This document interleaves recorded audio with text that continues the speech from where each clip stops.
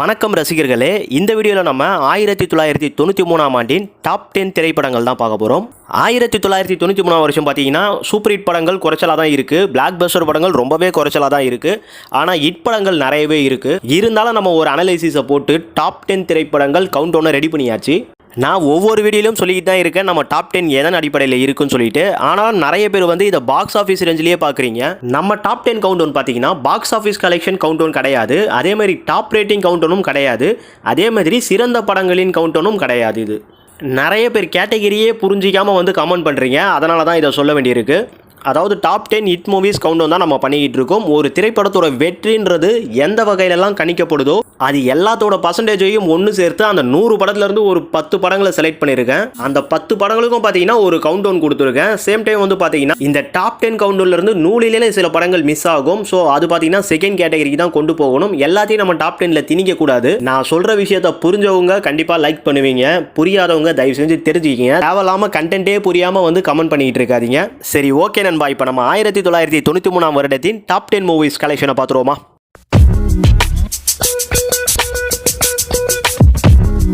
நம்ம கவுண்டவுனில் 10வது இடத்துல இருக்க படம் ஏப்ரல் 16ஆம் தேதி வந்திருக்க உள்ளே வெளியே. பார்த்திபன், ஐஸ்வர்யா இவங்களாம் நடிச்சிருந்த உள்ளே வெளியே படத்தை பார்த்திபன் தான் டைரக்ட் பண்ணியிருந்தாரு. இளையராஜா மியூசிக் கம்போஸ் பண்ணியிருக்காரு. உள்ளே வெளியே படம் ரிலீஸ் ஆகும்போது பார்த்தீங்கன்னா ஒரு பெரிய எதிர்பார்ப்புலாம் கிடையாது. ஆனால் படம் ரிலீஸ் ஆனதுக்கப்புறம் அந்த படத்தில் இருக்க glamour, double meaning dialogue, same time இந்த படத்தோட சில சீன்கள் சர்ச்சைக்குள்ளாக்கப்பட்டன. இந்த படமும் பார்த்தீங்கன்னா நெகட்டிவ் ரிவ்யூஸும் வாங்கிட்டு தான் இருந்தது. ஆனாலும் படம் நல்லாவே ஓடி ஒரு சூப்பர் ஹிட் படமாச்சு. படத்தோட செகண்ட் ஹாஃப் பார்த்தீங்கன்னா ஒரு ஸ்கிரிப்ட் பேசிக்காக இருக்கும். ஸோ இந்த படத்தை ஹிந்திலையும் ரீமேக் பண்ணியிருந்தாங்க 94 வருஷமே. ஆனால் எந்த ஒரு ரைட்ஸுமே வாங்காமல் பார்த்தீங்கன்னா தெலுங்கில் என்டிஆரை வச்சு டெம்பரண்ட் எடுத்துட்டானுங்க. அப்புறம் அந்த படத்தையே பார்த்தீங்கன்னா அயோக்கியான்னு சொல்லிட்டு விஷாலை வச்சு நடிக்க வச்சு அதில் பார்த்திபனையே வந்து நடிக்க வச்சிருந்தாங்க. ஸோ இதை நம்ம பார்த்திபன் சார் ஒரு இன்டர்வியூவில் சொல்லியிருப்பாரு. உள்ளே வெளியே படத்தோட வெற்றி வந்து இப்போ நிறைய பேருக்கு தெரியாமல் இருக்கலாம். ஆனால் 1993 பார்த்தீங்கன்னா உள்ளே வெளியே படம் ஒரு சூப்பர் ஹிட் படமாக இருந்திருக்கு. 9வது இடத்துல இருக்க படம் ஜூன் 11ஆம் தேதி வந்திருக்கு கோகுலம். ஜெயராம், பானுப்பிரியா, அர்ஜுன், கல்யாணகுமார் இவங்களாம் நடிச்சிருந்த கோகுலம் படத்தை விக்ரம் டைரக்ட் பண்ணியிருந்தாரு. ஆர்பி சௌத்ரி ப்ரொடியூஸ் பண்ணியிருந்தாரு. சிற்பி மியூசிக் கம்போஸ் பண்ணியிருக்காரு. ஜெயராம் மலையாளத்தில் நிறைய வருஷம் நடிச்சிட்டு இருந்தாலும் நம்ம தமிழில் கோகுலம் படம் தான் ஜெயராமுக்கு முதல் படமாக இருந்திருக்கு. அதே மாதிரி இந்த படம் பார்த்தவங்களுக்கு தெரிஞ்சிருக்கும், இதில் அர்ஜுன் வந்து ஒரு கெஸ்ட் அப்பியரன்ஸ் தான் பண்ணியிருப்பாரு.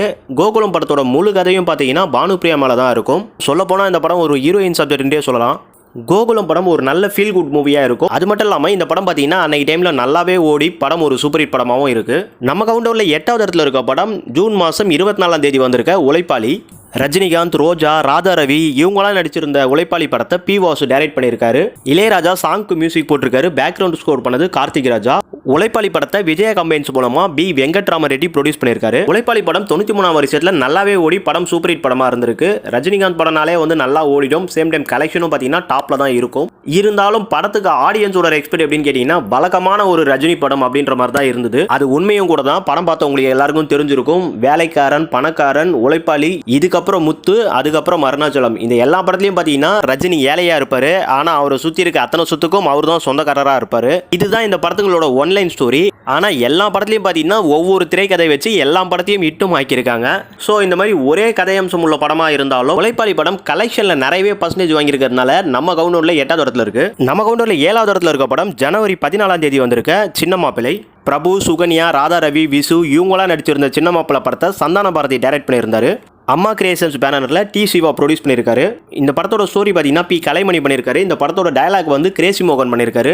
இதை சொல்கிறது காரணம் என்னன்னு பார்த்தீங்கன்னா சின்ன மாப்பிள்ளை படத்தை பார்த்தவங்களுக்கு தெரிஞ்சிருக்கும் படம் வந்து ஒரு காமெடியாக இருக்கும்ட்டு. ஸோ இந்த மாதிரி படங்களுக்கு கிரேசி மோகன் சார் உள்ளே வந்தால் தான் கரெக்டாக இருக்கும்ன்றது இந்த படத்தில் தெரியும். சின்ன மாப்பிள்ளை படத்துக்கு இளையராஜா மியூசிக் பண்ணி பாட்டுலாம் ஹிட் ஆகிருக்கு. இந்த காதோரம் லோலாக்கு பாட்டு இனி வரைக்கும் பெரிய ஹிட்டாக இருந்துகிட்டு இருக்கு. சின்ன மாப்பிள்ளை படம் ரிலீஸ் ஆகும்போது நல்லாவே ஓடி ஒரு பெரிய சூப்பர் ஹிட் தான் ஆகியிருக்கு.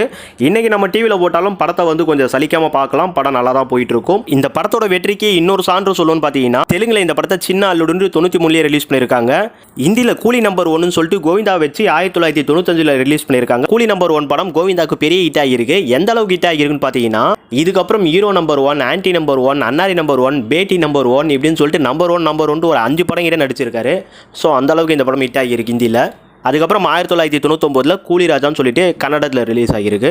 நம்ம கவுண்டவுனில் 6வது இடத்துல இருக்க படம் ஏப்ரல் 16ஆம் தேதி வந்திருக்க அரண்மனை கிளி.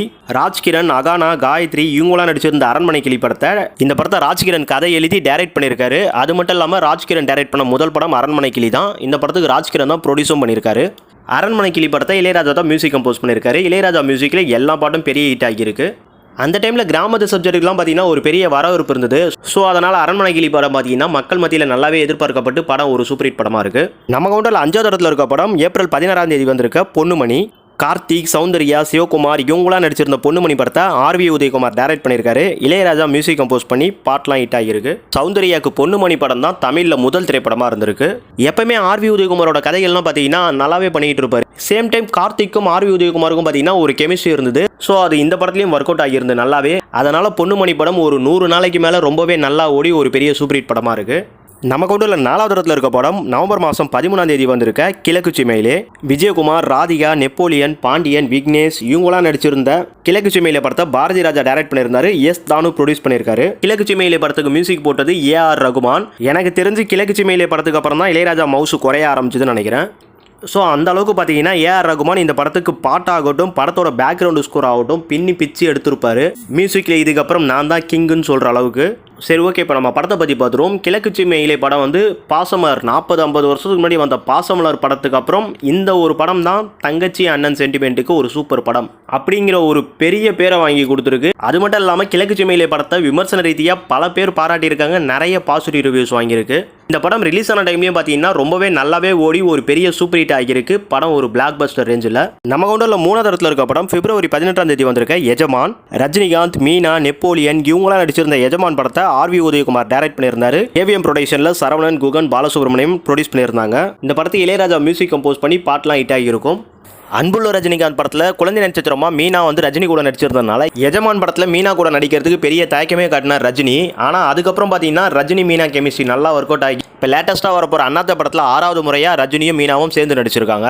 ரொம்ப நாளைக்கு அப்புறம் ரஜினி சாருக்கு எஜமான் படம் பார்த்தீங்கன்னா அவர் ஸ்டைல் இல்லாமல் வேற ஒரு ஸ்டைலில் சூப்பராகவே எஜமானா வந்து ரஜினி நடிச்சிருப்பாரு. தன்னோட இமேஜிங் அதெல்லாம் எதுவும் பெருசாக பார்க்காம படத்தோட ஒன்றே நடிச்சிருப்பாரு. அந்த டைமில் பார்த்தீங்கன்னா இந்த படத்தோட காட்சிகளே நிறைய வந்து பிரபலமாக அடைஞ்சிருந்தது. உதாரணத்துக்கு சொல்லணும்னா நெப்போலியன் ரஜினி கலந்துக்கிற ரேஸில் பார்த்தீங்கன்னா ஆக்சுவலி ஒரு வீலில் வந்து வண்டியை ஓட்டிகிட்டு போவார். இந்த சீன் அப்போ டைமில் ரொம்பவே பேசப்பட்டது. அதுக்கப்புறம் ரொம்பவே முக்கியமாக பார்த்தீங்கன்னா அந்த பட்டாம்பூச்சி பிடிப்பார் சேத்துல போயிட்டு. ஸோ அந்த சீன்லாம் வந்து பார்த்தீங்கன்னா ரொம்பவே பெருசாக பேசப்பட்டது. அதுக்கப்புறம் அந்த வேப்பங்குச்சியில் பல்லு வளர்க்குறது, சீரை சாப்பிட்றது, இந்த சீன்லாம் கூட கொஞ்சம் நல்லாவே லைக் பண்ணப்பட்டது அந்த டைமில். ஆனால் நம்ம ரஜினி ரசிகர்களுக்கு அதுக்கப்புறம் நிறைய படங்கள் வந்ததுனால எஜமான் படத்தை பற்றி யாரும் பெருசாக பேச மாட்டாங்க. நம்ம ரஜினி சார் ஸ்டைலேருந்து தாண்டி இருக்குன்றதுக்காக பேச மாட்டாங்களா என்னன்னு தெரியல. ஆனால் இந்த படம் அன்றைக்கி நல்லாவே பேசப்பட்டு 175 நாள் 25 தேட்டரில் ஓடி இருக்கு, 100 நாள் 50 தேட்டரில் ஓடி இருக்கு, 75 தேட்டரில் 50 நாள் இந்த படம் ஓடி இருக்கு. ஸோ அந்த அளவுக்கு இந்த படம் பார்த்தீங்கன்னா ஒரு பெரிய பிளாக் பஸ்டர் ஆகியிருக்கு. நம்ம ஒன்றில் 2வது இடத்துல இருக்க படம் ஜூலை மாதம் 30 வந்திருக்க ஜென்டில்மேன். அர்ஜுன், மதுபாலா, கவுண்டமணி, செந்தில் இவங்களாம் நடிச்சிருந்த ஜென்டில்மேன் படத்தை சங்கர் டைரக்ட் பண்ணியிருக்காரு. சங்கருக்கு ஜென்டில்மேன் படம் தான் முதல் படமாக இருந்திருக்கு.